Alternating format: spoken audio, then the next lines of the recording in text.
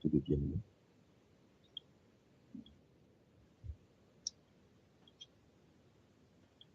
C'est toujours un privilège pour nous de retrouver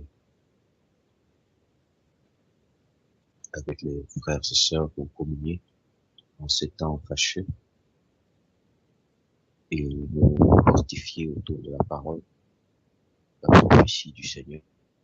Et je crois qu'aujourd'hui, ce sera le dernier point que nous aborderons sur le thème de la prophétie. Sur la prophétie, je crois qu'on aura dit l'essentiel, ce qui permettra à chacun de véritablement commencer à travailler là où il est, avec des instruments, des arguments, une conviction plus forte, une assurance qui, par les compassions du Seigneur, grandira chaque jour.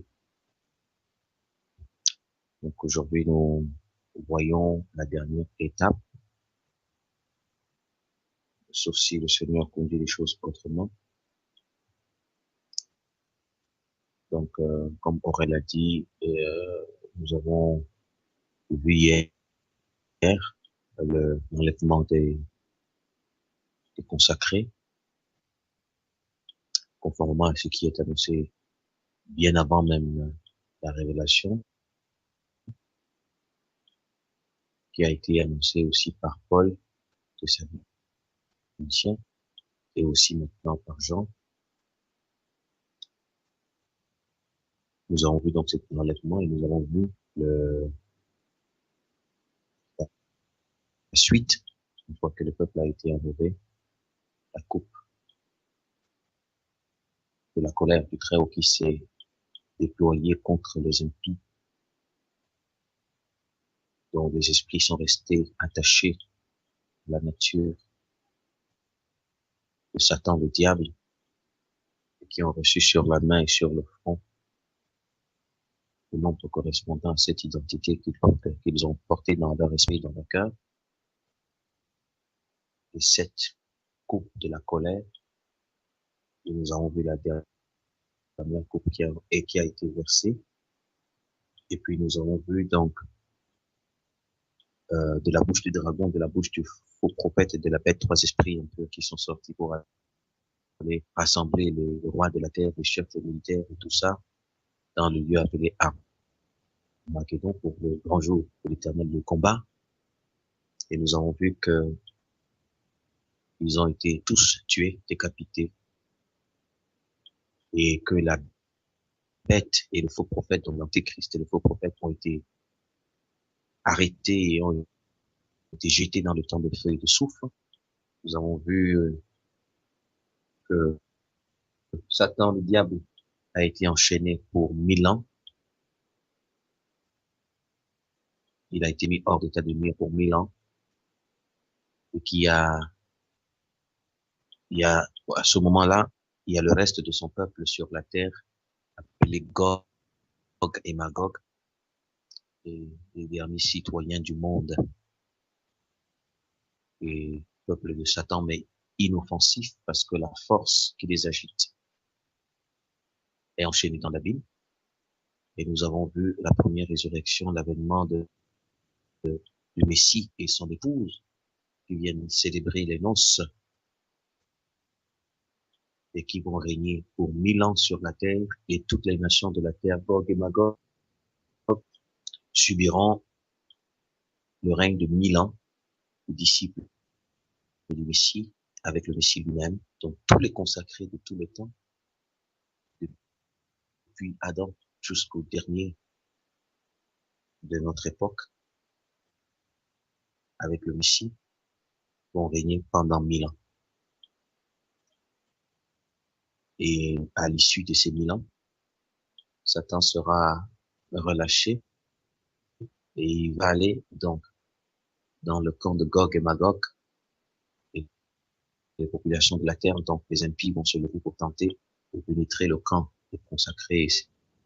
C'est là qu'ils seront tous tués. Satan sera jeté dans le temps de feu et de soufre, là où il y a la bête et les faux prophètes, et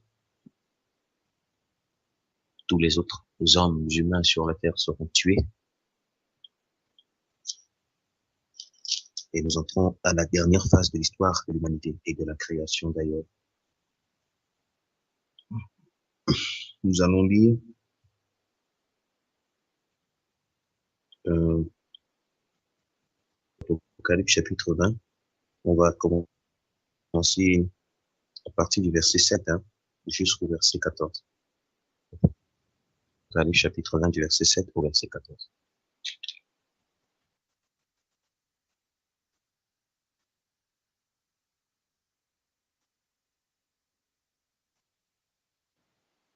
Apocalypse chapitre 20 du verset 7 au verset 14.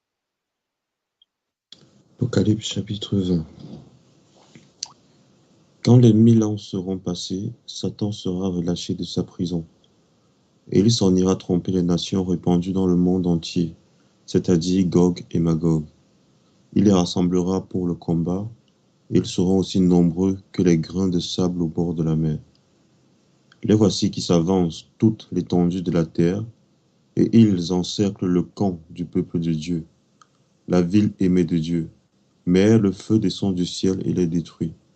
Alors le diable qui les trompait est jeté dans le lac de soufre enflammé, où se trouvent déjà la bête et le faux prophète. Ils y seront tourmentés jour et nuit pour toujours.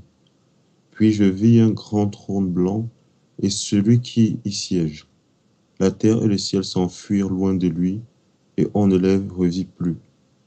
Ensuite, je vis les morts, grands et petits, debout devant le trône. Des livres furent ouverts. Un autre livre encore fut ouvert, le livre de vie. Les morts furent jugés selon ce qu'ils avaient fait, d'après ce qu'il avait été écrit dans les livres. La mer rendit les morts qu'elle contenait, les morts et le monde des morts rendirent aussi leurs morts, et tous furent jugés selon ce qu'ils avaient fait. La mort et le monde des morts furent jetés dans le lac enflammé. Ce lac est la seconde mort. Quiconque n'avait pas son nom inscrit dans le livre de vie fut jeté dans le lac enflammé. Amen. Amen. Merci, frère Arnold. Donc, Amen. comme je le disais tout à l'heure, le diable sera donc jeté dans les temps de feu et de soufre, là où il va rejoindre la bête et le faux prophète, et ils subiront des tourments jour et nuit pendant l'éternité. Ensuite, comme le frère l'a lu, un grand trône blanc, et l'apôtre va voir un grand trône blanc et celui qui est assis dessus, et il dit, le ciel et la terre vont s'enfuir devant sa présence, ils disparaîtront sans laisser de traces. Donc, nous avons vu que avant Gog et Magog, il y a eu la fin des villes et des montagnes et tout ça, la structure des villes a disparu. Donc, les montagnes disparaissent. Et la seule ville qui a été, si vous voulez, aménagée, c'est la ville qui a reçu le Messie et son épouse, c'est-à-dire ceux qui ont été enlevés et ceux qui ont connu la première résurrection, qui vont revenir pour 1000 ans sur la terre dans la ville, la belle, la ville bien-aimée du Très-Haut, la ville des consacrés. Et au bout de 1000 ans, c'est celle que, au bout de 1000 ans, les peuples Gog et Magog vont tenter d'infiltrer et seront décaptés. Donc, après que Satan soit jeté dans les temps de feu et de soufre et que tous les derniers peuples de Satan soient tués, le ciel et la terre vont disparaître. Ce sera la fin, donc du ciel et la terre vont disparaître. Le ciel et la terre vont disparaître. Et donc, si vous voulez, c'est vraiment la fin du cosmos, c'est-à-dire des éléments physiques de la création. Et mais c'est pas terminé parce que on va voir la seconde résurrection. La seconde résurrection, c'est les morts, ceux qui sont morts jusqu'au dernier de Gog et Magog, depuis Caïn jusqu'au dernier de Gog et Magog, qui sont morts en dehors de l'obéissance, en dehors de la lumière, donc qui sont morts en Satan, comme on dit, ceux qui sont morts dans le Seigneur, dans le Christ, ceux qui sont morts dans l'Antichrist ou alors en Satan, vont revenir à la vie. On dit le séjour des morts va rendre ses morts. Donc, ils vont tous revenir avec un corps renouvelé, qu'on appelle un corps glorieux, bien sûr, puisque faut pas aller à l'éternité, aller souffrir dans l'éternité comme ça, puisqu'il faut qu'ils souffrent éternellement. Donc, il faut un corps qui leur permet de souffrir éternellement. Donc, un corps leur sera, ils vont revenir à la mort, ils vont revenir de la mort. Ça s'appelle la seconde résurrection. Donc, la deuxième résurrection concerne les morts dans les ténèbres. Ceux qui sont morts dans la désobéissance, morts dans la rébellion, morts dans l'iniquité, morts dans le péché, morts dans le mensonge. Donc, ceux-là, ils vont revenir maintenant pour le jugement dernier. Et il est dit donc que la mer va rendre ses morts, le sujet des morts va rendre ses morts, et le trône qui est là, c'est le trône du roi des rois. Et on dit que il y a des livres qui ont été ouverts. Après, euh, on dit des livres qui ont été ouverts. Il y a un livre qui a été ouvert. C'est le livre de la vie. Il vient préciser le premier livre qui est ouvert.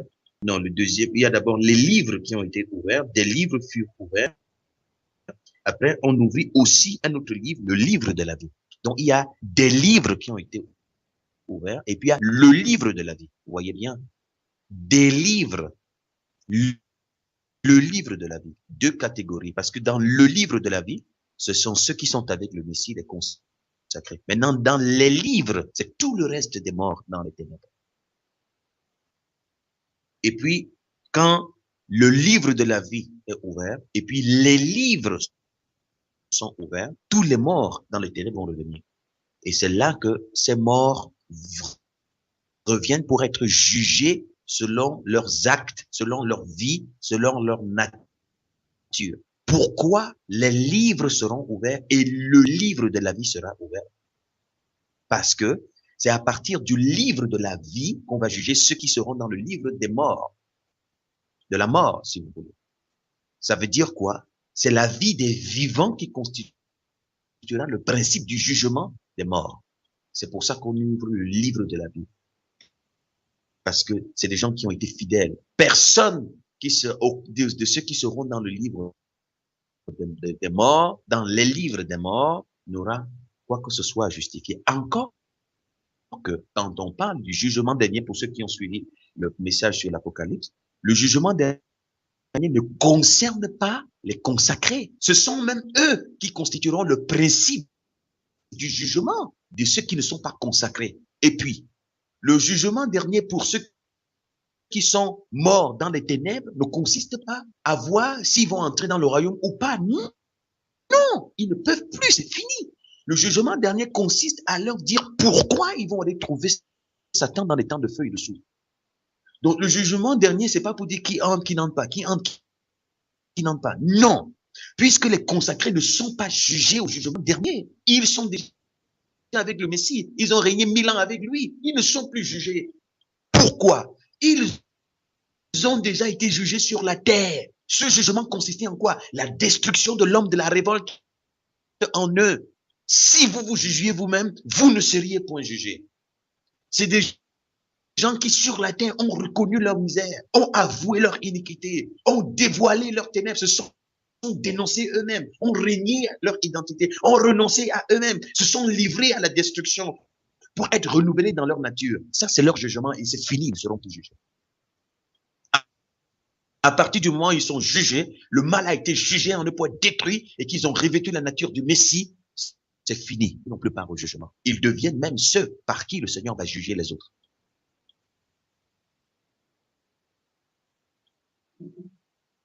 Ils seront enlevés, ils vont revenir avec le Messie, et la parole déclare qu'ils seront toujours avec lui. Donc c'est fini, il n'y a plus de jugement pour eux.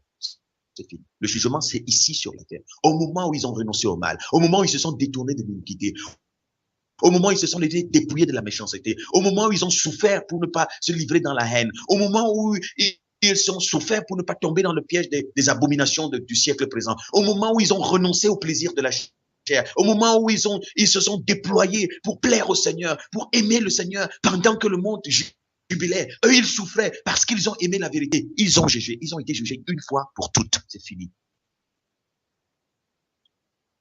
Ça s'appelle le jugement du salut. Celui qui a part au jugement du salut a part à la gloire éternelle. Et celui qui n'a pas part au jugement du salut a part au jugement de la condamnation. La parole déclare qu'un Messie est venu dans le monde, il n'est pas venu pour juger le monde, mais pour sauver le monde. Celui qui a cru en lui n'est point jugé.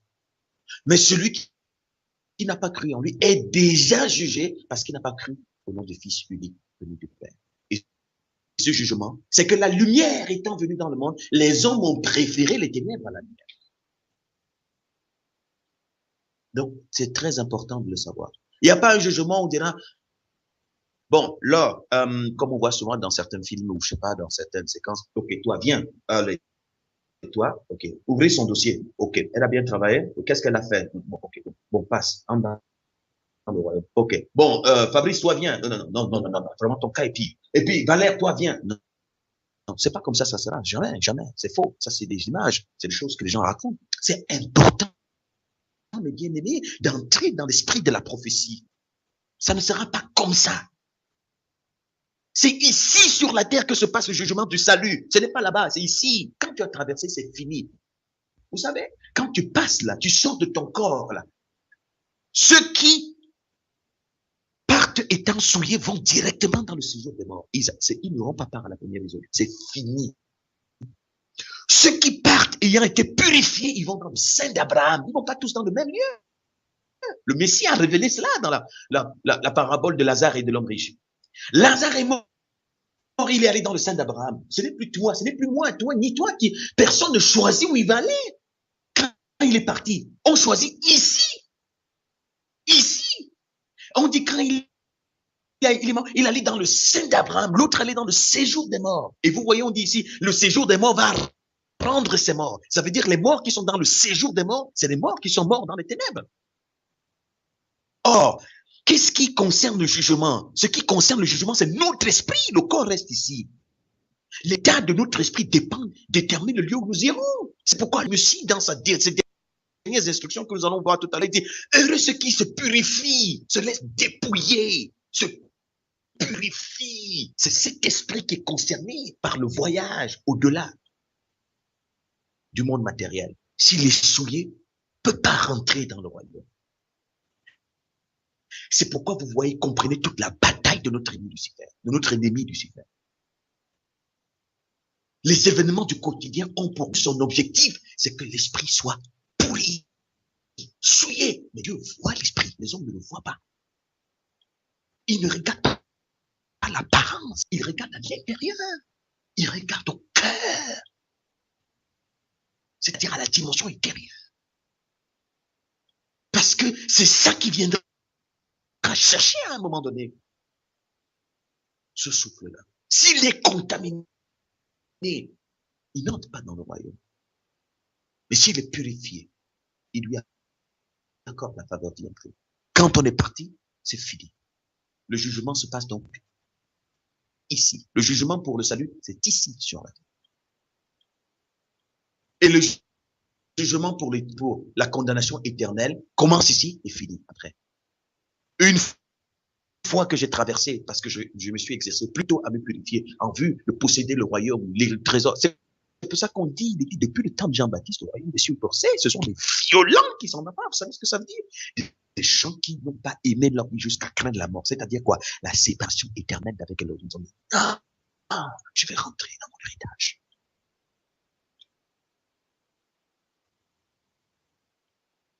Donc, les messes, ou comme Elvire pose la question, que je vais lire pour tout le monde, donc les pratiques qui consistent à faire des messes lors des deuils pour prier pour le repos de l'âme des défuntes personnes et pour que Dieu ait miséricorde pour leurs âmes. Ce sont des pratiques païennes. Ce sont des pratiques païennes d'inspiration franc-maçonnique. Ça n'a aucun effet sur personne. C'est pour consoler, pour donner les preuves. Parce que quand on a fait ça, vraiment, toute la famille croit qu'il y a quelque chose. C'est pour tromper les gens, c'est tout.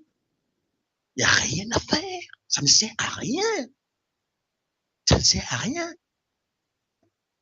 Que tous les prêtres, les pasteurs, les élèves, encore que leur cas même, c'est des esprits puis qui se mobilisent pour prier pour toi. C'est ton cas est même grave. Si ça doit même avoir un impact, c'est que toutes ces prières des esprits impurs, elles allaient plutôt compliquer ta situation.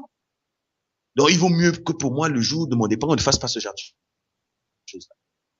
Mais plutôt que les saints exaltent le Père, parce que un consacré est rentré à la maison. Mais pourvu que sur la terre, je travaille pour cela. Pourvu que je travaille pour cela. Vous vous souvenez de l'histoire de la femme avec ses 7 fils. Lorsque la représentation de Satan est venue pousser les fils à se souiller, elle dit à ses enfants, mes amis, mourrez, mes fils, mourrez étant dans l'obéissance, parce que nous aurons part au trésor d'en haut. Non, ne cédez pas aux propositions de ce roi. Il vaut mieux pour nous partir de la terre que de louper l'héritage qui nous est destiné. Vous voyez, qu'est-ce qui était l'espérance de la femme avec ses enfants? Donc, ça a été l'espérance de tous les consacrés de tout le temps. Et ça doit être notre espérance aujourd'hui. Bien aimé, ça doit être notre espérance aujourd'hui. Il peut rappeler ce souffle à tout moment. Ce soir, demain, après-demain, ça dépend de lui. Il est souverain. Oh, mais Seigneur, puisses-tu, au moment où tu me rappelleras que je sois en train de me purifier, non de me souiller.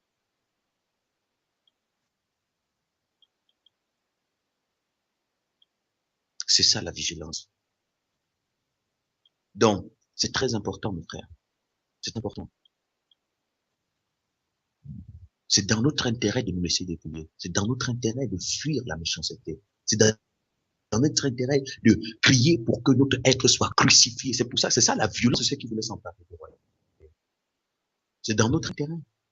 Ce n'est pas l'intérêt du Très-Haut, c'est notre intérêt. Donc voilà le jugement dernier. Le livre de vie. Parce que leur nom, vous voyez, quand on dit le livre de vie, n'est-ce pas, les noms sont déjà inscrits?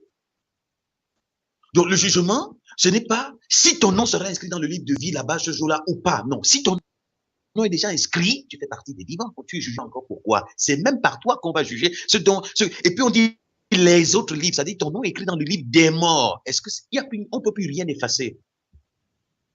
Autre chose, mes frères, il y a une parole quelque part dans les lettres envoyées à l'une des 7 églises où le Messie dit, je pense qu'il a dit, répands-toi, sinon je pense c'est une autre, sinon j'effacerai ton nom du livre de vie. On peut effacer mon nom du livre de vie. Mais on ne peut pas forcer un autre nom pour mettre là-dedans. On peut effacer. C'est pour ça qu'il y a des questions qui, dans les milieux païens, dit chrétiens, on dit, est-ce qu'on peut perdre son salut? Non, non, non, non, le salut est acquis, c'est fini, on est sauvé, Mais si c'est pour ça, pourquoi Paul va dire que j'ai très durement mon corps, je le tiens assujetti, afin qu'après avoir prêché aux choses, je ne sois pas désapprouvé. Donc, il peut être désapprouvé. C'est pour ça qu'on parle du combat. Mais il a l'assurance qu'il ne sera pas désapprouvé tant qu'il demeure connecté au cercle. C'est pour ça que j'ai dit, la marche dans le Seigneur n'est pas une marche de libre arbitre, c'est une marche de la servitude par rapport à la vérité, mais une servitude qui donne la vie et le bonheur et la joie. C'est pas une marche de libre où je fais ce que je veux. C'est pas une marche où je discute avec le Très-Haut, où je me soumets. C'est pour ça que l'engagement à cette marche, le principe pour se retrouver sur ce chemin, c'est de renoncer à soi-même. Si j'ai renoncé à moi-même, je vais plus discuter sur le chemin. C'est pour ça que la vie spirituelle où je discute là, je discute ici, non, est-ce que vraiment, non, il n'y a pas eu d'engagement. Puisque nous parlons du Très-Haut, nous ne parlons pas d'un voisin, nous parlons de notre Créateur. Est-ce qu'on discute avec lui? Est-ce qu'on conteste avec lui? C'est la marche où je choisis de régner ce que je suis, fait de la contestation. Même si je n'en ai pas le pouvoir, je dis, Seigneur, tout mon être doit être soumis à ton vouloir. Que ton vouloir soit. Rien à faire pour ça. Parce que c'est dans ton vouloir qu'il y a mon bonheur. On est prisonnier de la vérité. On est prisonnier du bonheur et on est prisonnier du repos. Vraiment, en Espagne, une servitude après laquelle tout le monde doit courir. C'est pas la marche du libre. C'est la marche de la dépendance à la vérité. Donc, le livre de la vie, après les livres, la vie des vivants sera le principe du jugement pour la vie des morts.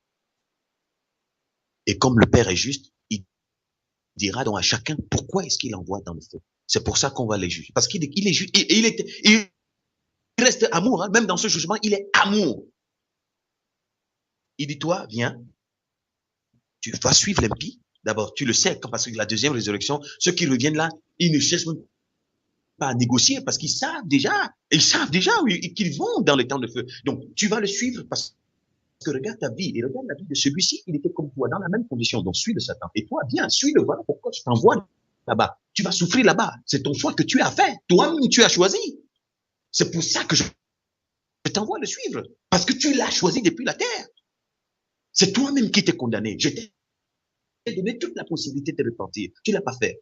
Et tu ne peux pas te justifier de ce que tu étais aveugle. Voici un aveugle qui a cru en moi. Tu ne peux pas te justifier parce que tu n'avais pas d'argent. Voici quelqu'un qui n'avait pas de moyens, qui a adhéré à moi. Tu ne peux pas te justifier parce que tu n'avais pas de femme. Voici quelqu'un qui n'avait pas de femme. Tu ne peux pas te justifier parce que tu n'avais pas de mari. Voici quelqu'un qui n'a pas de mari. Tu ne peux pas te justifier parce que tu n'avais pas d'enfant. Voici quelqu'un qui n'a pas d'enfant. Donc, de toutes les façons, il n'y a rien à justifier. Donc, tu vas le suivre parce que c'est ton choix. Tu l'as fait sur la terre. Et j'ai tout fait. Je t'ai attiré. Tu as refusé de venir. Va. Donc, en fait, c'est pour leur dire pourquoi. Ce n'est pas pour leur dire s'ils peuvent entrer dans le royaume. Il n'y a pas possibilité du royaume, c'est fini. Mais c'est pour leur dire pourquoi ils vont dans les temps de feuilles dessous. Donc, le jugement dernier n'est pas le jugement d'accès au royaume. Non, l'accès au royaume, le jugement d'accès au royaume, c'est sur la terre.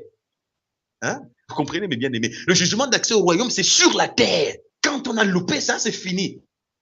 Là-bas, c'est le jugement où on te dira pourquoi tu vas dans les temps de feuilles dessous. Et les saints n'ont pas part au jugement. Ils ne sont pas jugés pendant le jugement dernier. Non, ils participent au jugement dernier avec le juge. Et après, donc, lorsque ces gens seront donc envoyés dans les temps de feuilles de souffle, la mort et le séjour des morts seront aussi jetés dans les temps de feuilles de souffle. Vous voyez, la mort et le séjour des morts seront jetés dans les temps de feu et de souffle. Et puis, donc, ça veut dire c'est terminé, fini, terminé. Et nous entrons donc dans la phase du renouvellement de toutes choses. Chapitre 21.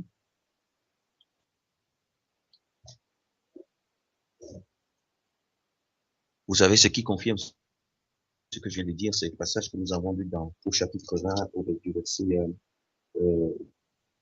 verset 6, chapitre 20. Heureux et saints ceux qui ont part à la première résurrection. La seconde mort n'a pas pris sur eux. Ils seront prêtres de Dieu et du Christ et ils régneront avec lui pendant les 1000 ans. Heureux et saints ceux qui ont part à la première résurrection. La seconde mort n'a pas de prise, n'a pas de pouvoir sur eux. Donc c'est fini. Ils n'ont pas part à ça. C'est fini. Et ils régneront éternellement pendant 1000 ans et 1000 ans sur la, et 1000 ans sur la terre, pendant que Gog et Magog va subir, et après, il rentre dans la dimension éternelle de son règne avec son Christ. Encore que ceux-là, le Messie, il est avec son épouse. Il est avec son épouse. Il va juger avec son épouse, et il va régner éternellement avec son épouse, qu'il est avec son épouse. Vous voyez, c'est cela. Chapitre 21. À partir du verset 1, lecture. Ok, j'y suis. Le nouveau ciel et la nouvelle terre. Alors je vis un nouveau ciel et une nouvelle terre. Le premier ciel et la première terre avaient disparu, et il n'y avait plus de mer. 2. Et je vis la ville sainte, la nouvelle Jérusalem, qui descendait du ciel, envoyée par Dieu, prête comme une épouse qui s'est fait belle pour aller à la rencontre de son mari. 3. J'entendis une voix forte qui venait du trône et disait, maintenant la demeure de Dieu est parmi les hommes. Il demeurera avec eux et ils seront ses peuples. Dieu lui-même sera avec eux, il sera leur Dieu. 4. Il essuiera toute larme de leurs yeux, il n'y aura plus de mort, il n'y aura plus de deuil. Il n'y aura plus ni deuil, ni lamentation, ni douleur. En effet, les choses anciennes auront disparu. 5. Alors celui qui siège sur le trône déclara, maintenant je fais toutes choses nouvelles. Puis il me dit, écris ceci, car mes paroles sont vraies et dignes de confiance. 6. Et il ajouta, c'en est fait, je suis l'alpha et l'oméga, le commencement et la fin. Celui qui a soif, je lui donnerai à boire gratuitement à la source d'eau de la vie. 7. Quiconque aura remporté la victoire recevra de moi ce don. Je serai son Dieu et il sera mon fils. 8. Quant aux lâches, aux infidèles, aux êtres abominables, aux meurtriers, aux gens immoraux, à ceux qui pratiquent la magie, aux adorateurs d'idoles et à tous les menteurs, Leur place sera dans le lac de soufre enflammé qui est la seconde mort. La Nouvelle Jérusalem. 9. L'un des 7 anges qui tenait les 7 coupes pleines des 7 derniers fléaux vint me dire, viens et je te montrerai la mariée, l'épouse de l'agneau. 10. L'Esprit se saisit de moi, et l'ange me transporta au sommet d'une très haute montagne. Il me montra, la ville sainte, Jérusalem, qui descendait du ciel envoyée par Dieu, resplendissant de la gloire de Dieu. La ville brillait d'un éclat semblable à celui d'une pierre précieuse, d'une pierre de jaspe, transparente comme du cristal. 12. Elle avait une très haute muraille avec 12 portes et 12 anges gardaient les portes. Sur les portes étaient inscrits les noms des 12 tribus du peuple d'Israël. 13. Amen, amen, amen, amen, amen. Amen. Tu peux lire jusqu'au verset 22. C'est la description de la ville qu'on pourra lire. Les uns les autres pourront lire la description de la ville. Tu peux lire jusqu'au verset 22. Vas-y. À partir du verset D'accord. 22, pardon. Jusqu'à la fin du chapitre. D'accord. 22. Je ne vis pas de temple dans cette ville, car elle a pour temple le Seigneur, le Dieu Tout-Puissant, ainsi que l'agneau. 23. La ville n'a besoin ni du soleil ni de la lune pour l'éclairer, car la gloire de Dieu s'illumine et l'agneau est sa lampe. 24. Les nations marcheront à sa lumière, et les rois de la terre y apporteront leur richesse. 25. Les portes de la ville resteront ouvertes pendant toute la journée, et même elles ne seront jamais fermées, car là il n'y aura plus de nuit. 26. On y apportera la splendeur et la richesse des nations. 27. Mais rien d'impur n'entrera dans cette ville, ni personne qui se livre à des pratiques abominables et aux mensonges. Seuls entreront ceux dont le nom est inscrit dans le livre de vie, qui est celui de l'agneau. Amen. Amen. Bien, la première terre, le premier ciel ont disparu. Et voici le renouvellement de toutes choses où le Père va faire un nouveau ciel et une nouvelle terre. Et dans ce cadre-là, il va faire descendre la ville sainte, la Nouvelle Jérusalem. Quel sera le lieu géographique de la nouvelle terre et du nouveau ciel? Je ne sais pas si ce sera la même structure qu'actuellement, mais ce qui est certain, c'est qu'il y aura un renouvellement de toutes choses.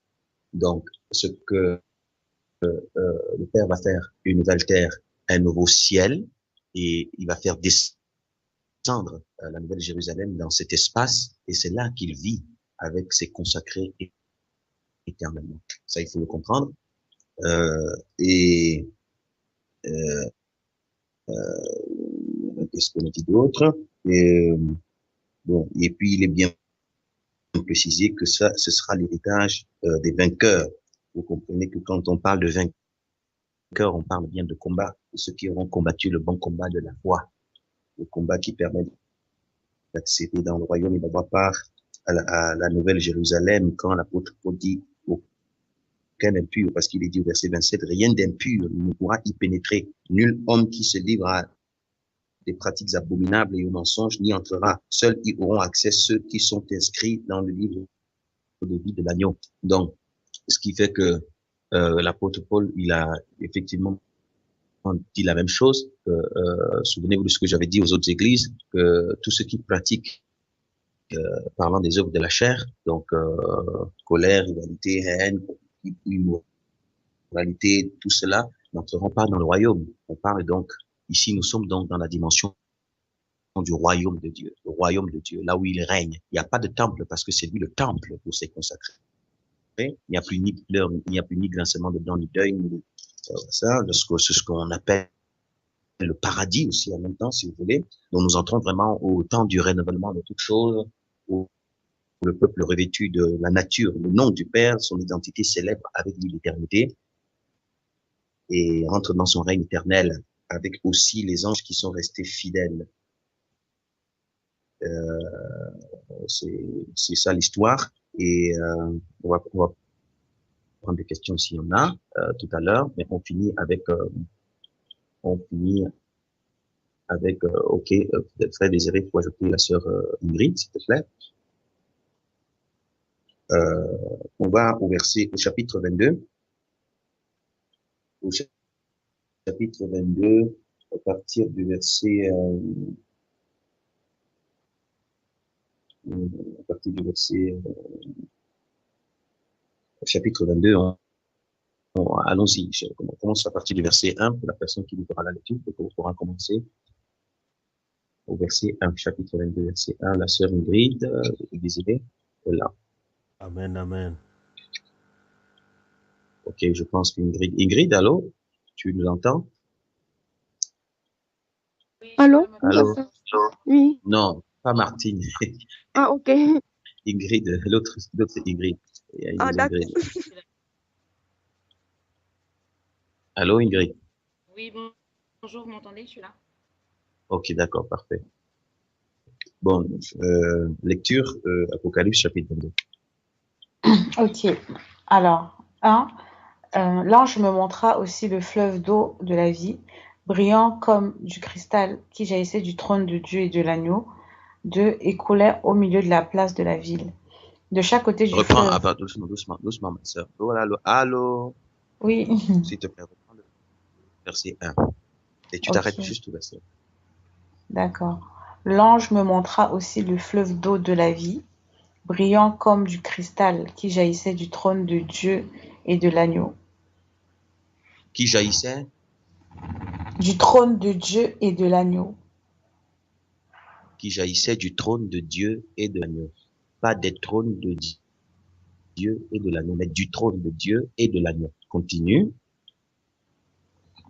Et coulait au milieu de la place de la ville. De chaque côté du fleuve se trouve l'arbre de la vie, qui donne des fruits 12 fois par année, une fois chaque mois. Ses feuilles servent à la guérison des nations. 3. Il ne s'y trouvera plus rien qui soit frappé par la malédiction de Dieu. Le trône de Dieu et de l'agneau sera dans la ville, et les serviteurs de Dieu l'adoreront. Reprends le verset 3. D'accord. Il ne s'y trouvera plus rien qui soit frappé par la malédiction de Dieu. Le trône de Dieu et de l'agneau sera dans la ville, et les serviteurs de Ok, Dieu ok, l'adoreront. ok. Le trône de Dieu et de l'agneau sera dans la ville. Ah, attends.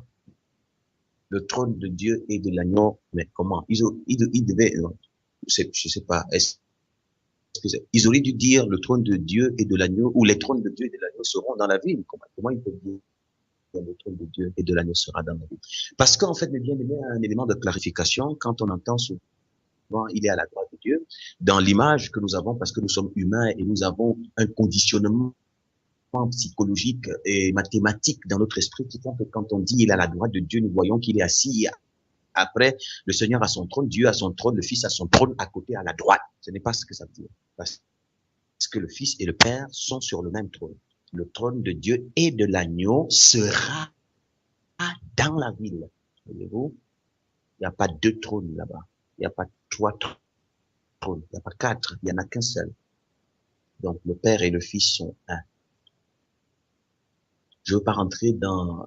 il y a une sœur qui m'a posé la question sur l'affaire de... Mais est-ce que finalement, vraiment, Dieu, qui est toi? Est-ce qu'ils sont un? Est-ce qu'ils sont... Ma sœur, je vais te dire une chose. Première chose, je t'encourage beaucoup à persévérer, à rechercher, à te connaître toi-même et à être transformé. Euh, le, la parole déclare que celui qui existait en forme de Dieu n'a point regardé son égalité avec Dieu comme croire, mais il s'est dépouillé lui-même, il a paru comme un simple serviteur. Il s'est rendu obéissant jusqu'à la mort. Il s'est rendu obéissant jusqu'à la mort, même jusqu'à la mort de la croix. Et c'est pourquoi Dieu l'a souverainement élevé, lui le nom dessus de tout nom. Le Messie a donné un exemple d'obéissance absolue totale à son Père. C'est ça que toi et moi nous devons. Deuxièmement, il a dit, Père, comme toi et moi nous sommes un, fais que ceci soit un en moi, en nous. Toi en moi en eux, qu'ils soient parfaitement un. Le Père et le Fils sont un. Et ils ne sont pas les seuls à être dans ce un. Même les disciples sont un avec le Fils et le Père. Donc, il n'y a pas trois personnes. Il y a le Fils, le Père, le souffle et tous les disciples. Qu'est-ce qu'il allait chercher dans les affaires de Trinité? Qu'est-ce qu'il allait chercher? Parce que même les disciples sont dans ce un-là. Et il y en a combien de disciples que vous avez connus à l'époque de Daniel, à l'époque de Pierre, de Jean? Tellement de personnes. Mais ils sont rentrés dans ce un. Qu'est-ce qu'ils allaient chercher? Avoir des trinités, des quadruplés, des je sais pas quoi. Qu'est-ce qu'on va dire? Il y a un. C'est tout. Et dans ce un, c'est la même nature. Ce un, c'est qui en partage dans ce un, c'est la même identité.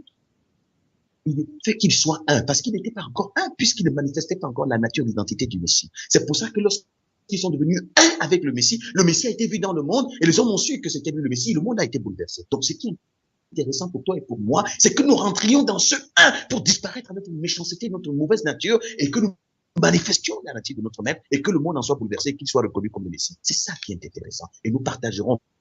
Si nous partagerons nous partageons la nature du Messie sur la terre, nous partagerons avec lui son éternité. Alors ceux qui souffriront pour la vérité sur la terre régneront avec lui. C'est ce qui est intéressant.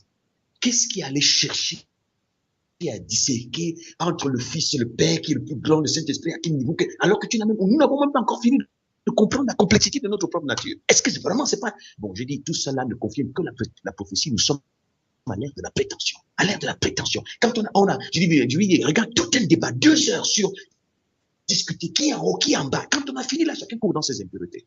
Est-ce que vraiment c'est comprendre ça qui va faire que nous échappions les temps de feu et de souffle?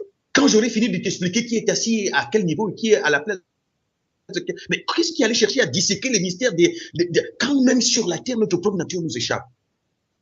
Vraiment, est-ce que c'est logique? Je dis, ma soeur, est-ce que après, quand toi et moi, je vais finir de te dire ça pendant 2 heures de temps, tu vas te retrouver, tu vas finir après, moindre situation, tu vas aller quereller avec ton mari. Moindre situation, c'est toi qu'on va retrouver dans les calomnies. À quoi ça t'aura servi en tant que débat et de stérile? Pour que nous trouvons que nous avons raison, que sur le... Bon, quand on aura fini un tel débat, tu vas dire, ah oui, toi, tu as raison. Quand j'aurai eu raison, en quoi ça me change et ça me transforme? C'est sortir, faut sortir des débats inutiles, des disputes, des mots, des débats stériles. Il faut chercher à changer de nature. C'est ce qui plaît au Seigneur. Le temps là, c'est du gaspillage. Cherchons à nous purifier, ma soeur. Cherchons à obéir au Seigneur. Cherchons ce qui est à notre niveau. Il est venu, il est le Messie, il est le Sauveur, il est le modèle. Cherchons à lui ressembler et à entrer dans cette unicité pour manifester sa nature. C'est une quête noble. C'est une quête et nous avons besoin. Le temps n'est même pas déjà suffisant. Consacrons-le pour ça. Le reste des débats-là, il faut sortir de ces débats. Rentrons plutôt dans la vraie bataille, le vrai combat. Ça s'appelle de la diversion. Le trône de Dieu et de l'agneau sera dans la vie. C'est bon. Et le Messie est venu nous annoncer l'amour, l'héritage auquel le Père nous destine, l'identité dans haut. Mais attelons-nous à cela. Avons-nous fini de comprendre? De résoudre la question de l'iniquité, du péché, de la désobéissance, de la rébellion? Pour aller comme Nimrod, jusqu'au trône de Dieu et voir qui est plus grand, le plus petit, jusqu'à en faire des débats, des semaines et des semaines et des semaines et des mois. Quand on finit là, on est gouverné par l'iniquité. Non, je dis ma soeur, donc vraiment, le temps rachetons le temps, évitons des débats stériles, disputes de mots et tout ce qui est inutile. Changeons de nature plutôt et aspirons à être transformés et à entrer dans l'obéissance. Ça plaît au Seigneur. Faisons comme le Messie, devenons soumis, obéissants, acceptant d'obéir au Père jusqu'à la mort, passant par la croix pour que sa vie soit manifestée. C'est formidable. Le reste là, même si tu n'as pas compris, tu vas comprendre plus tard. Quand tu vas nous traverser, tu vas voir, tu vas bien mieux voir, parce que ici, ce sont des spéculations d'hommes. Quand, bats-toi pour entrer dans le royaume. Là-bas, dans le royaume, tout sera clair. Mais il faut y rentrer. Parce que, quoi bon chercher à comprendre, étant sur la terre, après, tu n'y entreras même pas. Parce que tu n'auras rien compris. Donc, vraiment, c'était pour clarifier ce point, mes frères et sœurs. Quand on nous aborde avec ce genre de questions, disant, ah, mon frère, il a donné sa vie pour que nous soyons obéissants. Prions le Seigneur qui nous change et que nous soyons obéissants. Le temps est là pour ça. Rachetons le temps. Les jours sont mauvais. Le reste là, je ne connais pas. Je suis ignorant, je suis comme un enfant, je ne connais pas. Tout ce que je veux connaître, c'est une vie qui transforme. C'est une vie qui est transformée, qui plaît au Seigneur et qui participe à la bénédiction des autres. C'est tout ce que je veux connaître, mon Père. Je ne veux pas avoir la prétention de savoir autre chose. Autre chose que Jésus-Christ crucifié. Pour que je sois, moi-même, ma vie soit changée et que je revienne à l'obéissance. C'est tout ce que moi je veux connaître. Vraiment, mettez un terme à ce genre de débat. Concentrez sur l'essentiel. Voilà. Ma sœur, tu peux continuer. Du verset 6. D'accord. La venue de Jésus. Puis l'ange me dit, Ces paroles sont vraies et dignes de confiance, et le Seigneur Dieu qui inspire les prophètes a envoyé son ange pour montrer à ses serviteurs ce qui doit arriver bientôt. 7. Écoute, dit Jésus, je viens bientôt. Heureux ceux qui prennent au sérieux les paroles prophétiques de ce livre. 8. Moi, Jean, j'ai Allô, entendu... allô, allô, allô, allô, allô. Oui. Vous savez, mes frères et sœurs, le livre dont il est question, c'est le livre que Jean a écrit. C'est le livre de la révélation. Heureux ceux qui prennent au sérieux les paroles prophétiques de ce livre. Lequel? Celui que Jean a écrit. Bien sûr, qui confirme tous les autres livres. Parce que je vous dis, je vous ai bien dit la dernière fois, avant, il n'y avait pas un livre unique. Il y avait des livres. Le livre du prophète Isaïe que le Messie a déroulé quand il est entré dans la synagogue, au moment où il devait entrer dans son ministère public. Il y avait les épîtres qui étaient des livres, chaque épître était un livre à part. Et quand il dit heureux, heureux, ceux qui prennent au sérieux les paroles prophétiques de ce livre, il parle bien du livre de la révélation, ce qui a été révélé à Jean. Prenez mes frères et sœurs. Il ne parlait pas de tous les livres résumés parce qu'il n'y avait pas encore une compilation des Écritures. Vous comprenez pourquoi est-ce que dans les traductions, déjà au niveau du français même utilisé, et puis la configuration des textes, même si je suis convaincu que le fond, le Père, dans sa souveraineté, a préservé le fond, on fait tout pour que les gens n'entrent pas dans la connaissance de ce livre. Parce que si les gens découvrent ce livre, même si tu es faible comment, tu vas dire, moi, pardon Seigneur, viens-moi à l'aide. Et le Père m'avait dit, parce qu'il est fidèle. Vous comprenez? Mais gloire soit rendue au Père parce que sa souveraineté se révèle en ce qu'il vient nous révéler aux hommes le contenu de ce livre, pour que chacun se l'approprie et que cela fonde notre combat spirituel. Heureux ceux qui prennent au sérieux les paroles prophétiques de ce livre. Continue, merci. 8. Moi, Jean, j'ai entendu et vu ces choses. Et après les avoir entendues et vues, je me suis jeté aux pieds de l'ange qui me les avait montrées pour l'adorer. 9. Mais il me dit, garde-toi de le faire. Je suis un serviteur comme toi, comme tes frères les prophètes, et comme tous ceux qui prennent au sérieux les paroles de ce livre. C'est Dieu que tu dois adorer.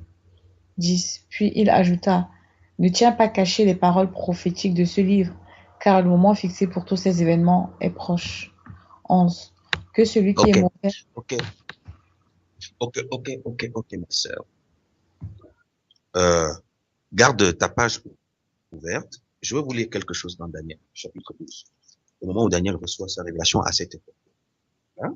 Daniel, chapitre 12, à partir du verset 1. En ces temps-là, se lèvera Michel le grand chef qui a pour mission d'aider ton peuple. Ce sera un temps de détresse tel qu'il n'y en a jamais eu depuis que les nations existent jusqu'à ce moment-là. En ce temps-là, seront sauvés ceux de ton peuple dont le nom est inscrit dans le livre de vie. Verset 2. Beaucoup de ceux qui dorment dans la poussière de la terre se réveilleront, les uns pour la vie éternelle, les autres pour la honte et l'horreur éternelle. 3. Les hommes qui auront eu de la sagesse resplendiront alors comme le firmament. Ceux qui auront amené un grand nombre à être justes brilleront comme les étoiles à toujours et à jamais. 4. Quant à toi, Daniel, tiens ces paroles secrètes et conserve le livre scellé jusqu'au temps de la fin. Alors beaucoup l'étudieront et verront leur connaissance s'accroître. Quand tu vas dans Apocalypse chapitre 6, on nous parle d'un livre scellé de 7 sceaux. Et c'est ce livre que le Messie va déceler et il va en révéler le contenu à Jean. Et c'est de ce contenu dont nous parlons. Et il dit, ceux qui l'étudieront verront leur connaissance s'accroître. Et la connaissance dont il est question n'est pas une connaissance littéraire, connaissance d'information, connaissance qui enfle d'orgueil. C'est la connaissance qui nous dispose à nous purifier, la connaissance qui transforme, la connaissance qui façonne et la connaissance qui transporte ceux qui la reçoivent dans l'identité qui fait accéder dans le royaume.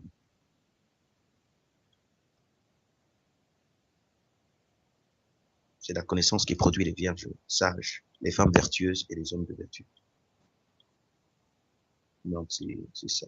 Et c'est pourquoi il va dire maintenant, dans le verset que notre sœur a lu, verset 10, ne tiens pas secrète, parce que c'est le moment où cela doit être dévoilé et révélé. Ne tiens pas secrète les paroles prophétiques de ce livre. C'est pour tout le monde, parce que tout le mystère a été révélé à tout le monde.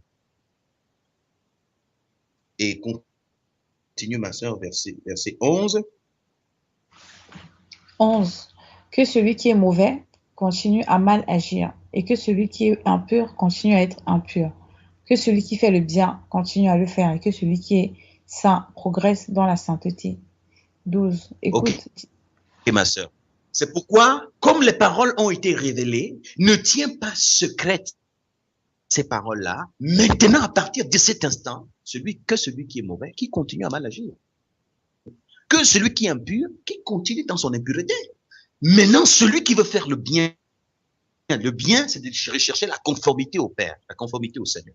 Celui qui est saint, seul Dieu est saint. Être saint, c'est aspirer à devenir conforme à lui, qu'il progresse dans sa sainteté. Deux orientations diamétralement opposées. Un chemin large, un autre étroit. Mais bien aimé, c'est ça l'histoire des temps de la fin.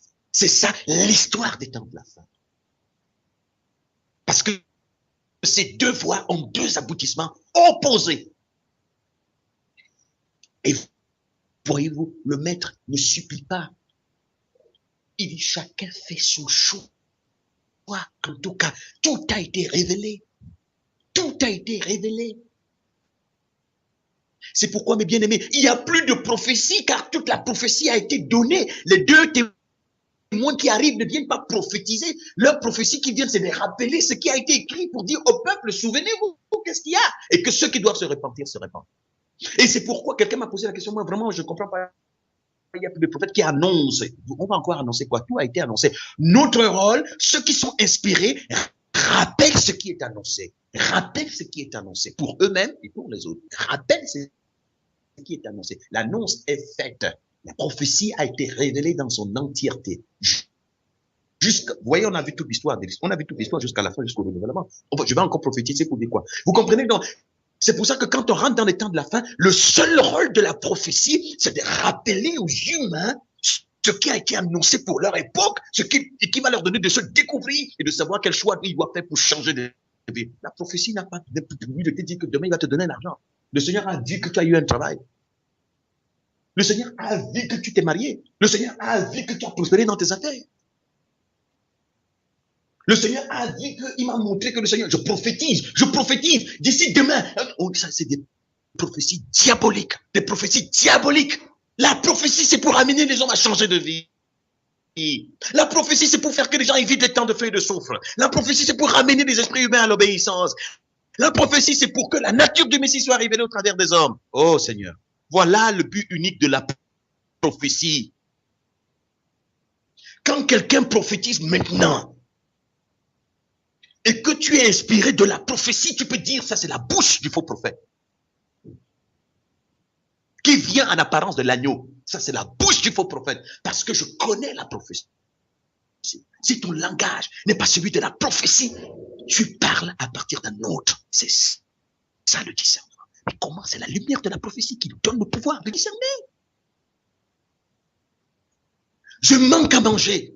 Quelqu'un vient me dire, je prophétise. Dieu m'a dit qu'à partir de demain, tu vas commencer à manger. Je dis, mon frère, je préfère mourir de faim pourvu que le Christ me change. Je veux sa nature.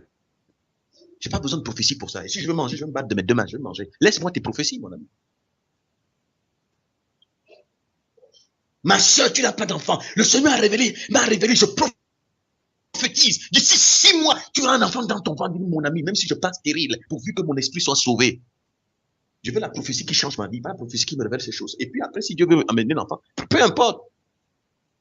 Et qu'il envoie un enfant qui va venir le servir. Sinon, qui préfère me laisse comme ça. Je veux être sauvé. Je veux pas un enfant qui va me perturber. Je veux que mon âme soit sauvée. C'est pas l'enfant. Non, la prophétie t'éclaire et te protège. Mon frère, tu n'as pas de travail. Le Seigneur m'envoie, te dit, je prophétise. D'ici 2 mois, tu auras un emploi. Tu seras payé comme ça. Je dis, mon ami, mon cher ami, c'est ce que je demande au Seigneur tous les jours, et il me répond autre chose, je lui demande de me changer, et il t'envoie me raconter qu'il va me donner un travail. Mon cher ami, si je vais me battre demain, je mange ma cabot, le manioc, le pain, l'eau, et ça va. Moi, je veux être sauvé, et je veux lui ressembler. Parce que ma convoitise désormais, c'est le royaume. Mon désir désormais, c'est le royaume. Mon ambition désormais, c'est de lui ressembler. Et ça étouffe les prophéties des démons. Je prophétise sur ta vie, laquelle pour me dire quoi? Toi, tu es impur, toi, tu es rempli d'impureté. Lui, il est rempli d'impureté. Vous prophétisez sur la vie de qui? Prophétisez sur votre propre vie. Parce que si vous aviez découvert la prophétie, vous ne seriez même plus là en train de prophétiser parce que vous réalisez que l'esprit de prophétie qui est en vous, c'est des faux prophètes, c'est des démons.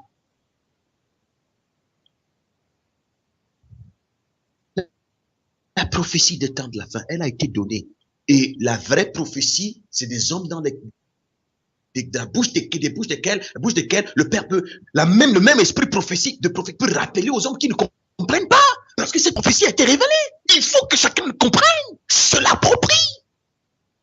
Dont l'esprit qui a inspiré Jean et par lequel le Messie a dit, désormais, celui qui veut mal, qui est mauvais, qui continue à mal agir, celui qui veut ramener les esprits à la vie, mais il vient te révéler ce qui a été dit pour que tu changes, pour que tu comprennes les temps dans lesquels tu vis, pour que tu ne sois plus trompé, pour que tu ne sois plus ignorant, pour que tu ne sois plus dans la confusion et que tu sortes de l'abîme, mais que tu marches dans les voies de la sainteté. Ça, c'est la prophétie qui change la nature, qui purifie mon âme, qui fait intervenir en moi les vertus du Très-Haut. Ça, c'est la prophétie. Il n'y a pas besoin de prophétie, on me dit qu'il va me donner à manger. Pas besoin. J'ai mes mains, non? Même s'il me faut pousser, je vais pousser, je mange, je nourris mes enfants. Après, nous cherchons, nous royaume pour partir. Ah oui? C'est ça qui intéresse. Parce que celui qui a découvert le royaume, il a vu que c'est un trésor, il vend tout pour le posséder. Dieu me prophétise, moi, comment je vais faire pour posséder le royaume? Parce que c'est ça pour moi, c'est ça le trésor. Mais tu viens me raconter, moi, je suis en dehors du royaume, je suis totalement rempli d'impureté, mais tu viens me prophétiser que le Seigneur m'a montré que je serai la tête et non la queue, c'est-à-dire bientôt on va me nommer ministre. Ou alors bientôt, je serai, je sais pas moi, quel élu, ou l'élu de quoi, je sais pas.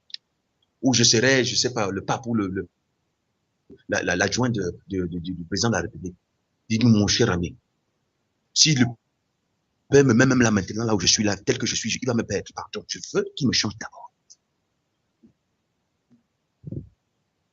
Donc, ceux qui ont le regard vers le royaume, la prophétie qui participe à les y mener, c'est la prophétie de l'esprit de la vérité. Parce que la prophétie, l'esprit prophétise par rapport au royaume qui n'est pas de ce monde, qui n'est pas d'ici. Bah, l'esprit du monde prophétise sur le royaume du monde.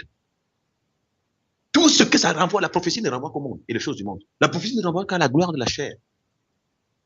Mais la prophétie de l'esprit du Père renvoie au royaume. Comment faire pour échapper au feu? Comment faire pour sortir des misères? Comment faire pour quitter cette nature et rentrer dans la vie? Comment? C'est ça l'esprit de la prophétie. Il te dit la vérité sur ce qui a été révélé. Bon, mes frères et sœurs, heureux ceux qui mettent en pratique les paroles prophétiques de ce livre. Vous voyez que dans toute cette prophétie, où est-ce qu'on a montré à Jean comment on va faire? Excusez-moi, il était en exil. Excusez-moi, il était en exil. Peut-être qu'il était en difficulté matérielle. Où est-ce que dans cette prophétie, vous avez vu, on lui a dit qu'on va lui donner de l'argent pour qu'il mange? Jean était en état de détresse. C'est ce qu'il a annoncé je suis votre je suis le serviteur, je suis Jean, serviteur du Seigneur, qui a part comme vous au royaume à la détresse. Il était en état de détresse. Qui a part comme vous à la détresse. Mais est-ce que le Père est venu lui montrer? Parce que pour Jean, la détresse ne signifie pas, même s'il est en difficulté, pour lui, c'est que comme il est là, il doit persévérer jusqu'aux dernières heures de son existence afin d'hériter le royaume et d'encourager les autres à faire pareil. Dans les sept lettres où cette église en difficulté, en état de détresse, vous avez vu dans une des lettres où le Seigneur va annoncer à une sœur là-bas ou à un frère là-bas comment est-ce qu'il va changer sa situation sociale? Ça ne veut pas dire qu'il ne s'en occupe pas.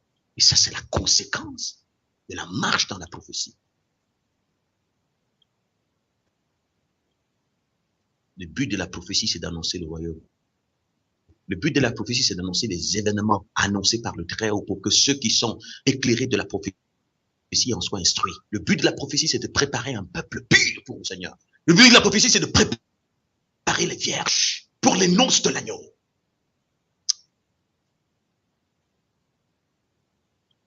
Donc, ma sœur, tu vas lire.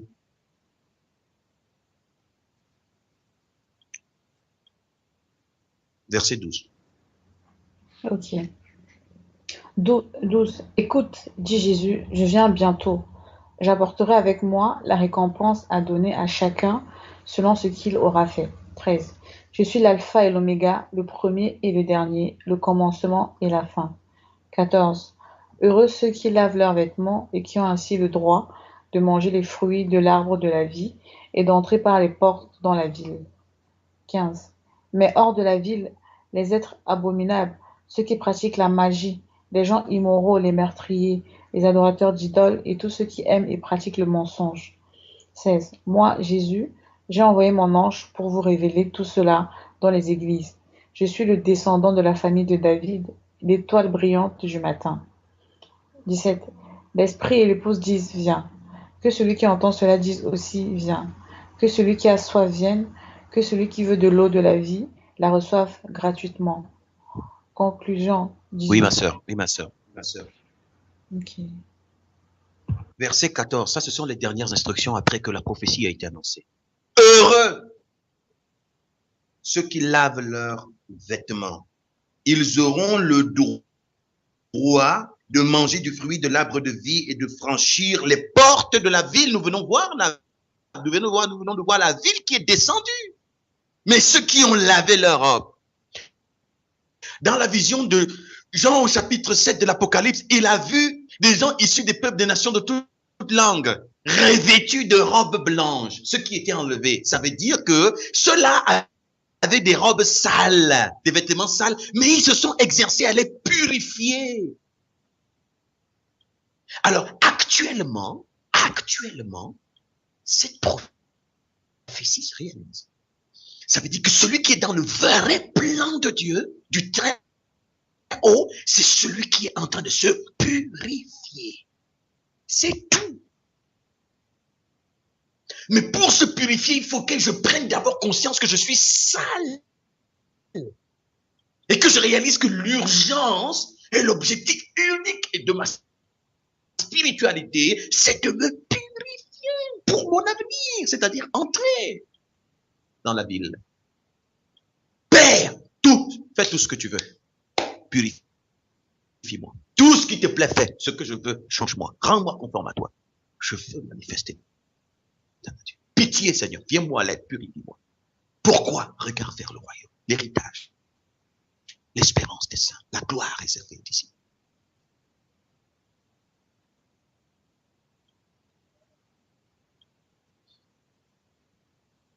Il dit, verset 17, et l'esprit et l'épouse disent, viens. Que celui qui entend ces paroles dise, viens. Oui, que ton règne vienne, Seigneur. Donc, actuellement, l'esprit et l'épouse, la vraie, sont en train de dire, viens. La vraie. Ce qui est en train d'être construite avec l'esprit, le vrai, sont en train de dire, viens. Que ton règne vienne. Viens en nous, Seigneur. Viens nous investir de toi, nous habiter, que nous soyons effacés. Que ton règne vienne, que ton autorité. Leur souci, c'est que nous règne, l'autorité du Très-Haut en ce monde impie, en ce monde de corruption, que l'autorité du Très-Haut soit manifestée. Il n'y a qu'un seul souci, c'est celui-là. Et que sa vie soit révélée au travers d'eux. Peu importe. Et l'esprit et l'épouse disent, viens. Mais il y en a qui disent que non, nous sommes là, c'est nous, les vrais. Non, les véritables sont dans le secret. Et ils disent avec l'esprit, viens. Quand l'esprit de la prophétie vient, l'esprit de la prophétie me déshabille. Parce que l'esprit de la prophétie sait que je dois me purifier. Parce qu'il sait que je suis souillé, quelle que soit mon identité. Et tout ce que j'ai pu proclamer. Et l'esprit et l'église disent, et l'épouse disent, viens. Et que tous ceux qui entendent cette parole disent, oh Seigneur, viens à moi. Viens détruire l'imposteur qui s'est établi en moi. Viens me purifier, viens Seigneur, que ton règne vienne dans ma maison. Que ton règne soit manifeste. Que ce ne soit plus méchanceté, haine, jalousie, cupide qui gouverne. Que ton règne vienne dans ce monde. Viens, Seigneur, que ton règne vienne. Ils appellent le règne. Et le Père va répondre à leur prière. Parce qu'il est fidèle, parce qu'il a annoncé. Parce que c'est par de tels esprits. C'est ça le but de la prière. C'est pas de tels esprits que le géant est renversé, puisque c'est par eux qu'il sera renversé d'ailleurs. Voilà mes frères et sœurs. Que le Père soit glorifié.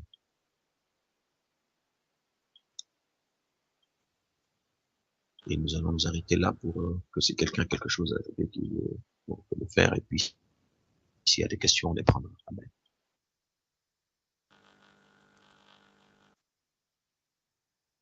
Amen, amen.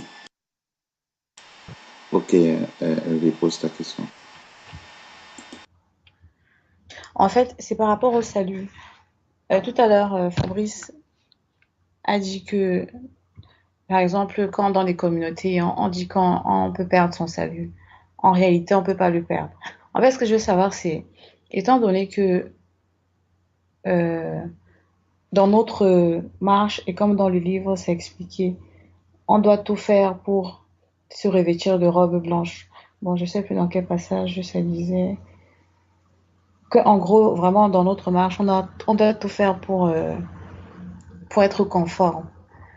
Et étant donné que le salut est acquis, c'est-à-dire que mon salut, je l'ai à partir du moment où j'ai décidé de suivre le Christ. Et je pense que Dieu, comme il voit les cœurs, il sait si c'est vraiment sincère. Donc, ce salut est acquis. Pourquoi? Parce que Dieu sait que notre démarche avec lui est sincère, ou bien parce que tout au long de notre marche avec lui, on aura toujours vraiment ce cœur, on aura toujours envie de lui ressembler, on aura envie de se soumettre. En fait, à quel moment le salut est acquis? Surtout que aussi dans les Écritures, c'est dit que il y a des personnes qui vont dire, Seigneur, n'ai-je pas fait ci, ça en ton nom? Et il va dire que non, je ne vous ai jamais connu.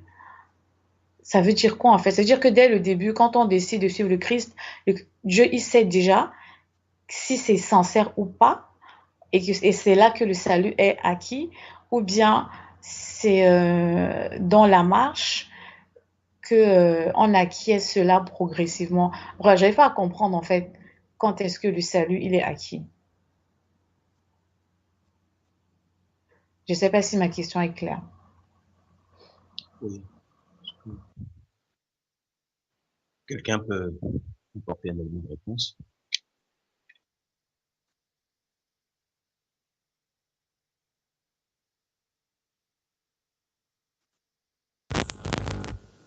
Allô? Je sais pas si Fabrice a exactement dit ça. J'ai plus l'impression qu'il a dit le contraire. Euh, je pense que d'une part, le salut, on peut considérer que le salut est acquis dans le sens que la même personne qui nous sauve est fidèle pour porter l'heureux jusqu'à la fin et pour nous maintenir tant que nous restons dans cette position de sincérité dont tu as parlé. Je pense que c'est ça. Mais après, si on se laisse, je pense, pour ma part, je pense pas que Fabrice ait dit que le salut est acquis définitivement. C'est acquis si les conditions de base restent les mêmes. Si je reste dans cette attitude de repentance, de sincérité, le Seigneur qui est fidèle fait sa part, il est fidèle pour maintenir notre portion. Mais de la même façon aussi que si à un certain niveau, je commence à négliger, à un certain niveau, comme dans les assemblées, je suppose que c'est acquis, alors bon, je peux continuer à vaquer à ma vie comme monsieur tout le monde. Alors là, c'est un bon égarement, je me trompe. Je pense que c'est ce que le frère dit, si j'ai bien compris. Ok, merci. Est-ce qu'on peut lire Apocalypse chapitre 3, versets 4 et 5? Apocalypse chapitre 3, versets 4 et 5. On peut lire Elvire. D'accord, je me mets à la page.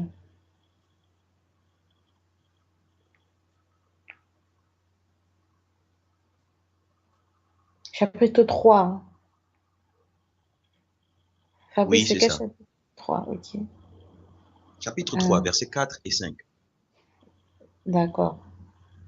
Alors 3. Rappelle-toi donc l'enseignement que tu as reçu et la façon dont tu l'as entendu. Sois lui fidèle et change de comportement. Si tu ne te réveilles pas, je viendrai te surprendre comme un voleur, sans que tu saches à quelle heure ce sera.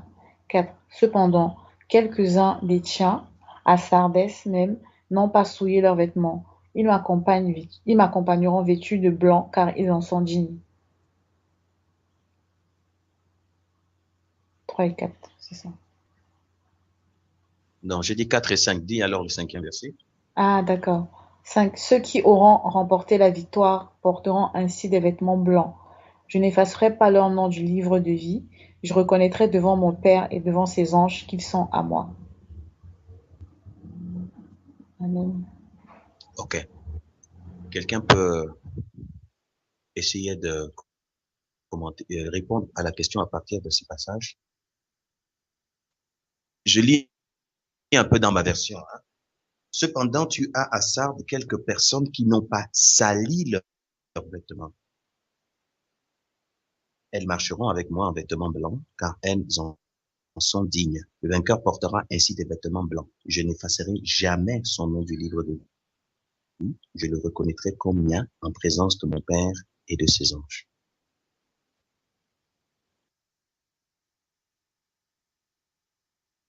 Oui, ça veut dire simplement que l'on peut porter les vêtements, mais si on les salue, eh bien, ce n'est pas des vêtements blancs. Et à ce moment-là, on n'est pas compté parmi les convives. Je vois que c'est la notion de la persévérance, comme il est dit dans Matthieu chapitre 24, verset 13. Celui qui persévérera jusqu'à la fin, c'est celui qui sera sauvé. Donc, par rapport à la question de la sœur Elvire, je pense que l'acquis qui cache derrière les illusions, qui cache derrière un salut, comment je vais dire, massif, c'est de la tromperie, c'est des déclarations verbales, alors que les fruits ne se voient pas par rapport à cette déclaration que je suis déjà sauvé. En citant des versets, bon, Apocalypse 3, 20 dit, je frappe à la porte si j'entre, il est entré, il est là. Mais quel est l'état de la robe? Oui, la robe, tu l'as portée. Mais cette robe, sur le chemin, il y a tout ce qui peut être salissant. C'est pourquoi les rachetés qui sont vus par Jean, il dit, ils ont lavé les robes. Ils ont lavé les robes. Rappelez-vous aussi ce que nous avions étudié il y a plus longtemps, un peu longtemps, ces sacrificateurs qui s'étaient nés pour offrir. Mais le diable l'accusait en disant, mais voilà l'état de sa robe. Et l'ange du Seigneur n'a pas contredit, il a dit, effectivement, il est sale. On l'a changé de robe, on l'a changé de vêtements. Donc il y a là la notion de la persévérance. L'apôtre Paul cite plusieurs qui ont commencé avec lui, mais qui en chemin ont renié. Il cite Alexandre le forgeron, il cite un autre, je ne sais pas, j'ai oublié le nom, mais c'était des compagnons. Ils ont proclamé le salut. Mais après, ils se sont retirés pour l'amour du monde. Donc je crois que l'acquis, c'est à la fin, c'est le Seigneur lui-même qui sait. À la fin, qui commence la course doit l'achever. Le sacre se trouve, quand l'apôtre Paul dit, l'athlète est couronné à la fin de sa course. Ce n'est pas au début de sa course, ni au milieu de sa course, parce qu'il peut abandonner. Amen. Amen, amen, amen, amen. Elvire, est-ce que tu sais que les prédicateurs actuels connaissent l'humanité? C'est ce qu'ils exploitent en fait pour faire leur business. La prophétie annonce que nous sommes au temps où les gens entendront des choses qui leur plaisent et ils auront horreur des paroles vraies. Je paraphrase. La démangeaison, ils auront la démangeaison d'entendre des choses qui leur plaisent. Donc, ça veut dire que la constitution de notre humanité est très vicieuse et pernicieuse et malicieuse au point où il suffit de donner une moindre occasion de tout de suite on va saisir. Le salut est acquis. Allez, formidable. On danse et on chante jusqu'au dernier jour. Et puis on est surpris. Ça, c'est la première chose. Donc, quelqu'un, et bien sûr qu'il faut s'encourager naturellement, ceux qui sont dans la persévérance. Il faut les enfants qu'on s'encourage tous les jours. Pas se décourager, mais s'encourager. Maintenant, il ne faut pas se donner les moyens de la dérive. Parce que la nature qui est appelée à détruire, elle aime bien des ouvertures comme ça, ou en profiter. Parce que ce que l'esprit va retenir de tout ce qu'on va dire là maintenant, si on tente de le dire, vous allez voir que on a dit tout, mais tout ce que l'esprit va retenir, qui va nous rappeler dans la journée, face aux événements, tu sais, tu es sauvé. Fonce donc comme tu le fais. Je vous assure, c'est ça que l'esprit va nous rappeler. Quand on se connaît, on fait attention à ce langage du méchant, parce qu'on sait que nous devons persévérer jusqu'au bout. Et tant que nous persévérons, oui, c'est bon. Maintenant, autre chose que j'ajoute, en plus de vraiment formidable parole de Yaya Valère, autre chose, c'est que, ma sœur, c'est quoi le salut? Le salut, c'est le vêtement blanc.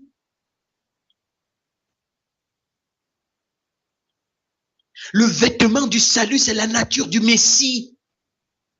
On ne dit pas j'ai le salut, mais le vêtement du salut qui est blanc, qui se manifeste par les vertus démontre que tu as le salut.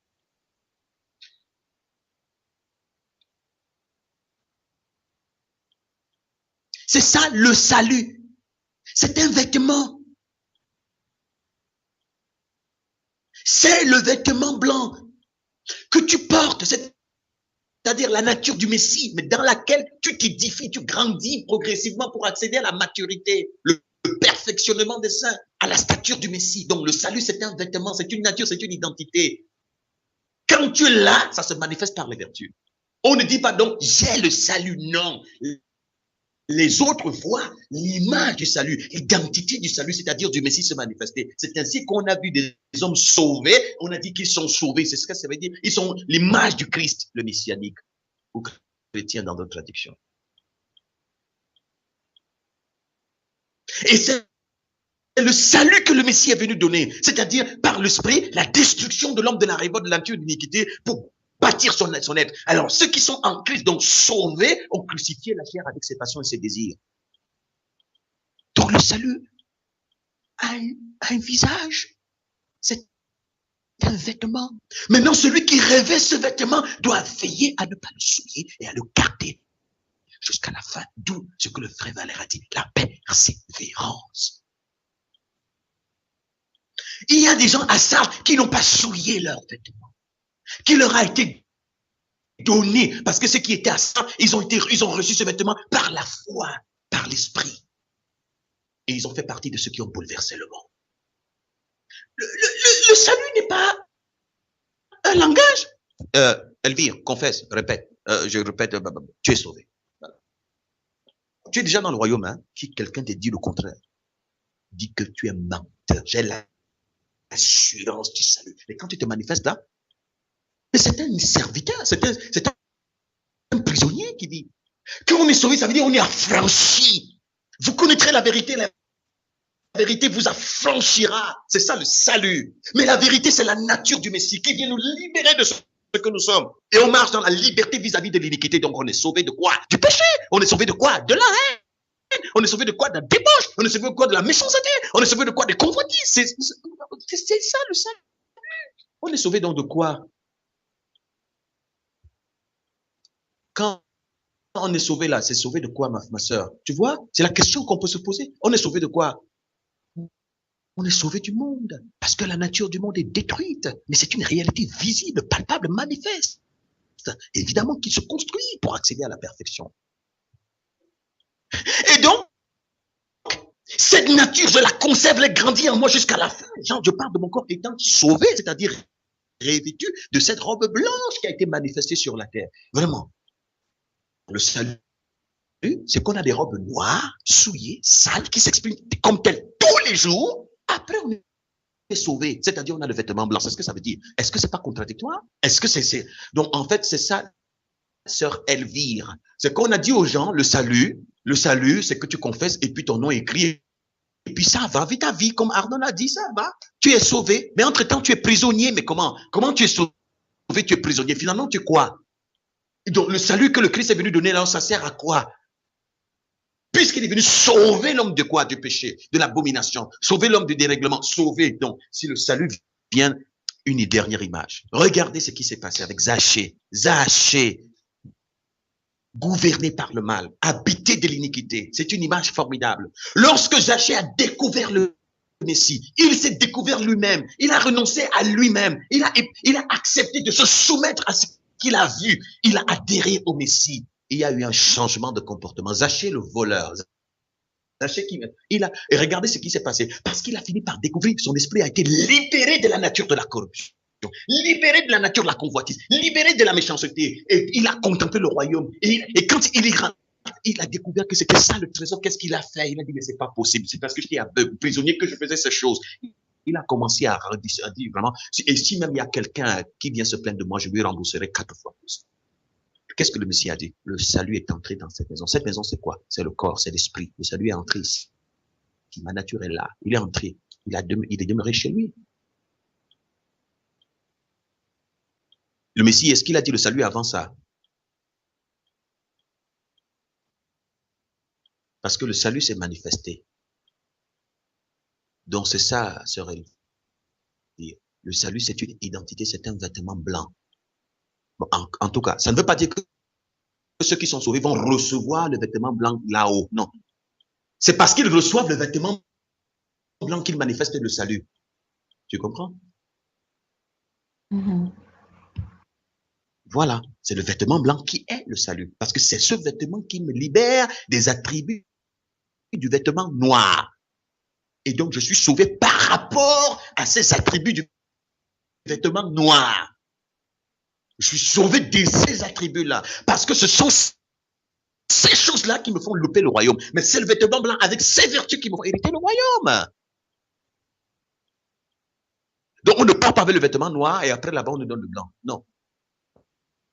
On a le vêtement blanc ici, grâce au sacrifice du Messie. C'est pourquoi les portes du salut sont ouvertes depuis qu'il a tout accompli sur la croix. Quiconque lève le regard accède à la vie. Et il se perfectionne pour se purifier, purifier jusqu'au dernier jour, avec persévérance. Et sur le parcours, comme Yaya Valère l'a dit, il y a toutes les occasions d'aller se souiller. Mais celui qui a goûté combien le Seigneur est bon, comme il a goûté, ne serait-ce qu'à une naissance, aux prémices de ces vêtements, il veut persévérer parce qu'il sait que c'est bon jusqu'au bout.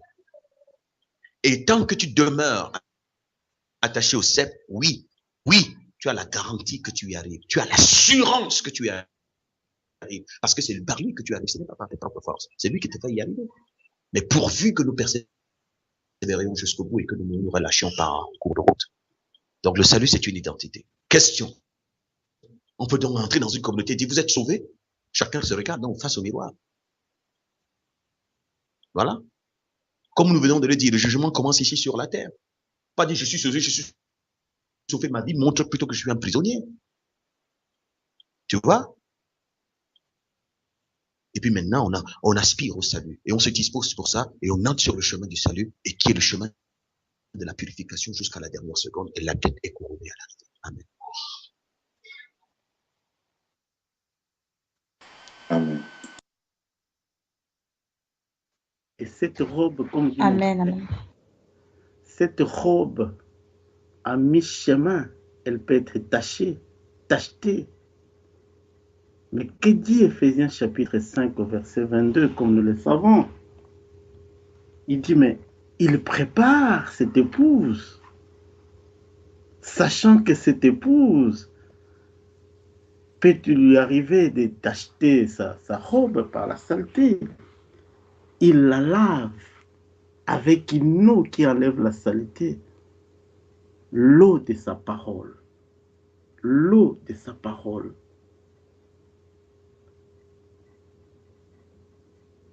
Je voulais lire cela, c'est au verset 25 de Ephésiens chapitre 5. Marie aimait comme Christ a aimé l'Église, il s'est donné lui-même pour elle, afin de la conduire à la sainteté, après l'avoir purifiée et lavée par l'eau de la parole.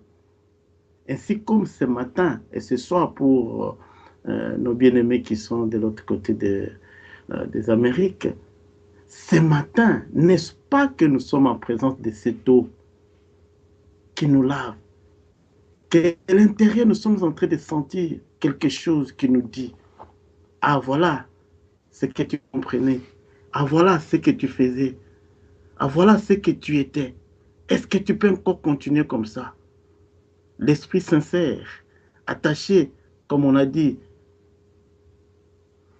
cet esprit va se dire non. Je pense que j'étais sur la mauvaise voie. Je pense qu'il y avait une tache à ma robe. Mais cette tache, ce matin, est partie. Et comme disait mon frère, c'est tous les jours. Tous les jours. Je prenais souvent et j'ai l'habitude de prendre cet exemple.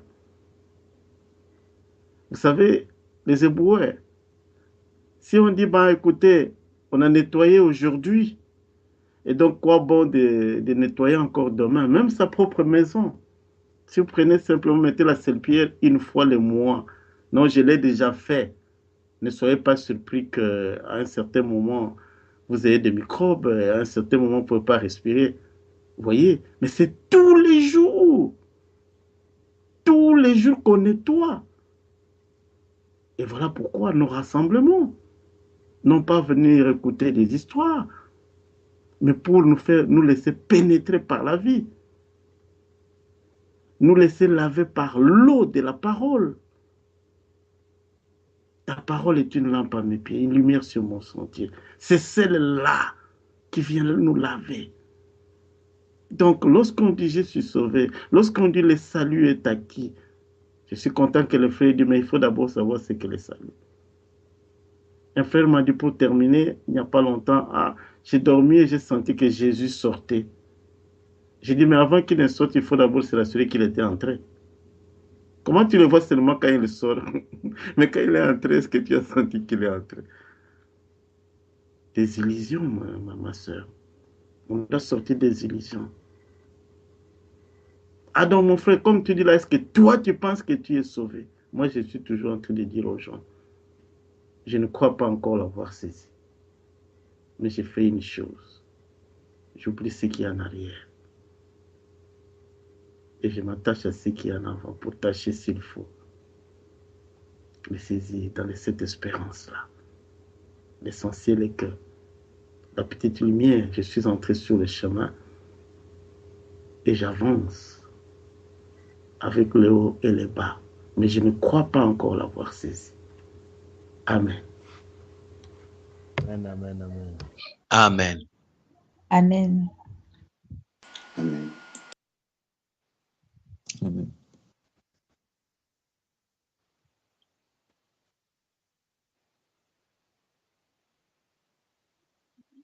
Je ne sais pas s'il y a une autre question.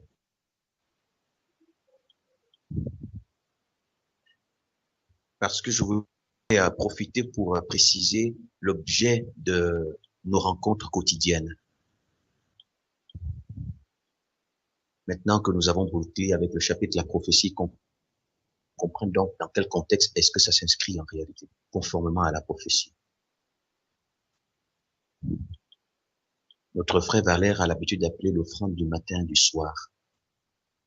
Oui, mes frères, nous sommes dans les temps de la fin, nous sommes dispersés parmi les nations, tel est au Japon, tel ici, tel aux États-Unis, tel en France, tel, et nous sommes convaincus que, conformément à la prophétie, nous avons besoin de nous purifier. C'est une marche qui n'est pas facile, parce que nous vivons dans un monde extrêmement hostile à cela. Tout autour de nous est favorable pour nous souiller. Mais il est aussi révélé dans les Écritures qu'il persévérait dans l'enseignement des apôtres, dans la communion fraternelle. Deux valent mieux qu'un. Deux valent mieux qu'un. Si deux ou trois s'accordent, je vous demandez une chose, s'accordent. Si une, deux ou trois s'assemblent, ils ne parlent pas la chair, il parle aux esprits. S'assemble là, c'est aux esprits, c'est pas la chair. On peut être rassemblés dans un même lieu, mais sans être assemblés. Et on est un rassemblement d'esprits pourris. Il ne cherche pas des rassemblements, des esprits qui s'assemblent en son nom, c'est-à-dire dans le désir de lui ressembler. Peu importe comment, le moyen, il est là.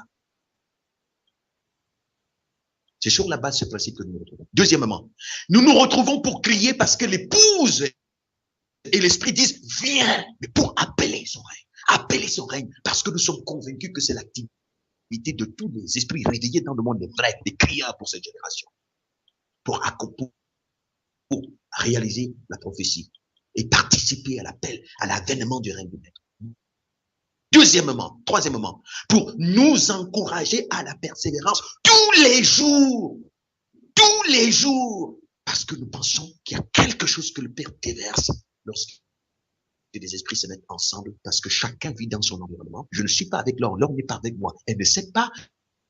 Il y a des réalités auxquelles je suis confronté, je ne suis pas avec elle physiquement, mais étant en esprit, nous pouvons nous fortifier de sorte qu'elle reçoit pour la journée, par les compassions du Père, la dose nécessaire pour affronter les événements afin de tenir debout et de ne pas céder. Donc c'est pour nous soutenir dans la marche de l'amplification vers le royaume. Quatrièmement, dans cette dynamique, pendant que cela se réalise, sur le fondement qu'est la vérité, sans complaisance, sans favoriser les impuretés, mais nous soutenons et nous encourageons quotidiennement. Nous apprenons à vivre cette vie de communion où chacun apprend à donner, car il y a plus de bonheur à donner qu'à recevoir. Quand je dis donner, je me donne au Père et je me dispose pour les frères, ou ne serait-ce que par ma présence, ne serait-ce que par ma prière, ne serait-ce que par mes encouragements, je participe aussi à la consolation de l'autre. Je ne suis pas enfermé dans mon coin et dans mon univers. Je me dispose aussi par une prière, une supplication, un cantique. Même le silence aussi, pourquoi pas? Je reçois, mais je donne aussi en même temps. Et pour nous tenir la main tous les jours, jusqu'à ce que les événements s'enchaînent, jusqu'à par les compassions du Père, tant que cela sera possible. Et quelqu'un me dit, pose la question, et quand il n'y aura plus Internet, il y aura autre chose que le Père aura disposé, mon cher ami. Je n'anticipe pas, c'est lui qui sait. Je me dispose pour tous les jours et je lui fais confiance.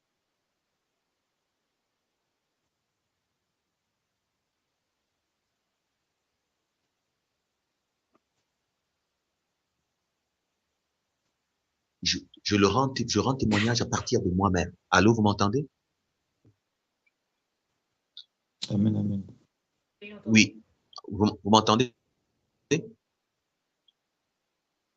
Oui, c'est bon. Oui. Je rends témoignage à partir de moi-même. Seul, je ne peux pas y arriver. Parce que j'ai besoin de ce que le Père dépose en oreille. J'ai besoin de ce que le Père met en serge. Je n'ai pas la prétention de penser que je suis fort, puissant. Je suis rien du tout. Rien du tout. J'ai besoin de Valère. Elle a besoin de moi.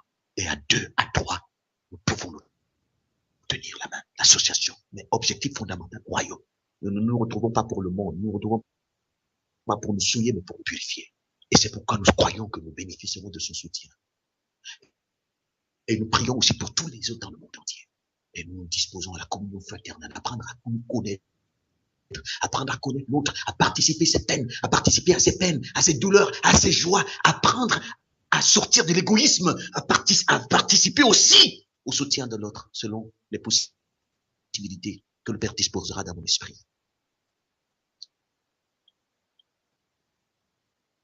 C'est ça l'objectif de la rencontre. C'est fondé sur la prophétie. Hors de la prophétie, ça ne sert à rien du tout. Fondé sur la prophétie, nous avons l'espoir, nous avons l'assurance que nos esprits aboutissent à la vie si nous persévérons et si nous sommes sincères. Je n'ai pas besoin d'être avec. Elle vit sa vie, mais on se dit la vérité. Elle-même, la parole va l'accompagner. Je n'ai pas besoin de piller pour dire, attends, non, si c'est que elle n'est pas dans le vrai, cela va se révéler. Cela va se révéler. Elle comprendra que c'est pas normal, il faut que je sorte de là et que je soit dans le vrai. Parce que c'est pas Fabrice qui jugera dire, ni Valère qui jugera Fabrice. Mais nous nous mettons ensemble pour nous encourager à nous juger nous-mêmes afin que nous ne soyons point jugés. Pour nous encourager à nous purifier afin d'accéder à la sainteté. Pour nous encourager à fusionner car la pierre va se lever. Parce que dans ce chemin-là, sur ce chemin-là, 1000 personnes rentrent dans le désert, mais ce qui en sortira, c'est la pierre. Et nous nous retrouvons pour participer à l'avènement de la pierre, qui est l'ensemble des esprits que le Père a purifiés, façonnés, qu'il révélera dans le monde, autant marqué par lui. Nous nous rangeons sur la trajectoire de la prophétie, dans l'humilité, sachant que celui qui l'a révélé va la réaliser. Et nous restons patients et persévérants jusqu'au bout. Voilà l'objectif. Voilà l'objectif. Amen. Amen.